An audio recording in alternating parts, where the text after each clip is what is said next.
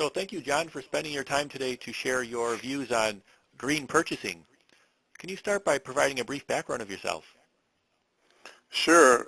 Thanks for the opportunity. I'm a 25-year supply chain, global sourcing, sustainability executive. I've got a very broad background that expands procurement, supply chain management, global supply chain management, sustainability, and pretty broad. My functional expertise ranges from sales and operations planning to retail manufacturing, global logistics, and Lean Six Sigma. I've got a very broad geographic background that ranges from Asia, Europe, Latin America, North America. And I'm glad to be fortunate enough to had an opportunity to be able to present some thought leadership work with Fox Business, MSNBC, Apex, ISM, Kyoto Publishing, and Environmental Leader, and a few other publications. That's me in a nutshell. Thank you. And can you talk about your definition of green purchasing?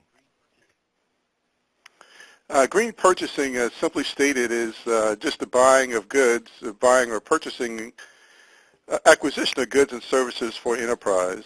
And it's not a lot different than traditional purchasing, but we apply 7 principles to help shape the thought process for a green purchasing strategy, and I'll go through those 7 of those. The one that's most important is just looking at, most important principle is looking at the total cost of ownership throughout the acquisition. And things we pay attention to from a principal perspective is price, geographic source, service level, and also the specific solution. So that's number 1, and that's the one that's most important principle. The other principles relate to the supply base or supply partners. And number 2 was we look for our partners to participate in some type of carbon footprint reduction strategy or water optimization strategy. We look for those folks to be part of that thought process. Number 3 is that supply chain partners, they should develop a strategy for renewable energy long term. Short term is not realistic in most cases, but we look for supply base to participate long term in the renewable energy market. The other thing, number 4, would looking at having a basic principle that suppliers or supply chain partners need to comply with the appropriate rules and laws of their local, national, international standards, and that's very important. 5th principle would, pardon, I have a cold. A 5th principle would look for our supply chain partners to be socially responsible throughout the supply chain network. That's important. A 6th item, and I'll just combine these together, is that we want suppliers to evaluate risk throughout the supply chain and to clearly have strategies to prevent risk. So those 7 principles combined with the acquisition of goods, that's our definition of purchasing. And who should be involved?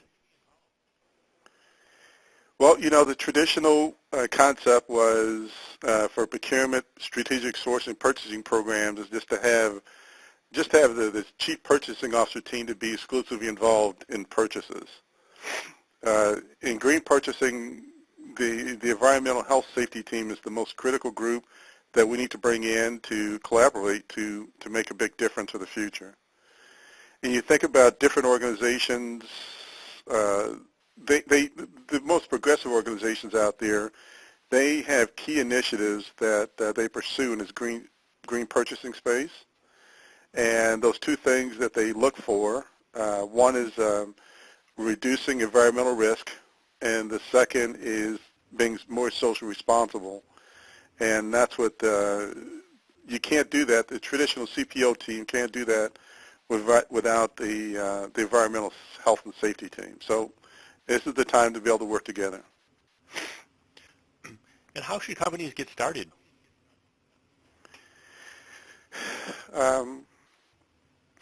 The obvious first step, well, first off, I go look at thought leaders, and I actually use the Institute for Supply Management as part of my direction. The organization to be able to provide direction on this topic. like AT&T, Herman Miller, General Mills, ADM, Rockwell are sustainability leaders that I think are the strongest in the retail manufacturing space. From a public sector side, public sector, Alcoa, SEIC, IBM, I think of those guys as being the leaders, and they've actually set the path. I see a three-step methodology for most organizations to participate in this space, and again, apologize. That three-step methodology for transforming or transitioning to a green purchasing transformation project would first establishing a business case, second was developing a trial program, and then third was actually expanding that trial program and going to a more broader-based perspective of green purchasing deployment.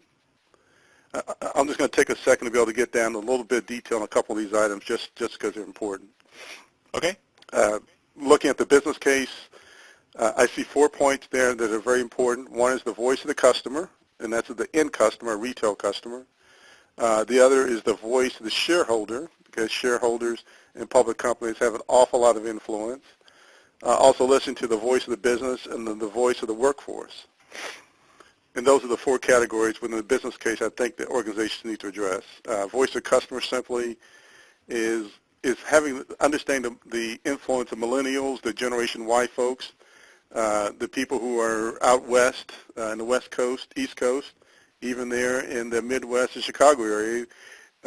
Organizations, enterprises do pay attention and listen to the voice of the customer in the sustainability space is one reason that green purchasing is important.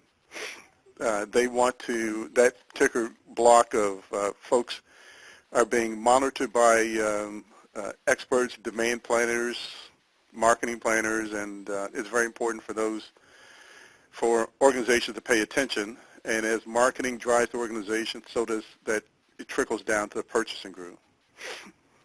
Again, looking at the business case, the voice of the shareholder and investors, Wall Street, the NASDAQ, the FTSE exchange in Europe, Hong Kong, all the indexes are looking at environmental sustainability programs, and green purchasing is just another one of those items that's out there. So you've got to listen to it, and it's another reason why you generate this potential business case. In regards to, still for the business case, just real quickly, the voice of the business, organizations do not like to have negative press and boycotts of their brands, so green purchasing is another extension of the marketing within the space, and obviously voice of the workforce, very critical and important to those same Generation Y millennials that I talked about previously, their customers along with employees, and in select markets they're actually driving and making things happen. So business case first. Got to have the business case. That's most critical.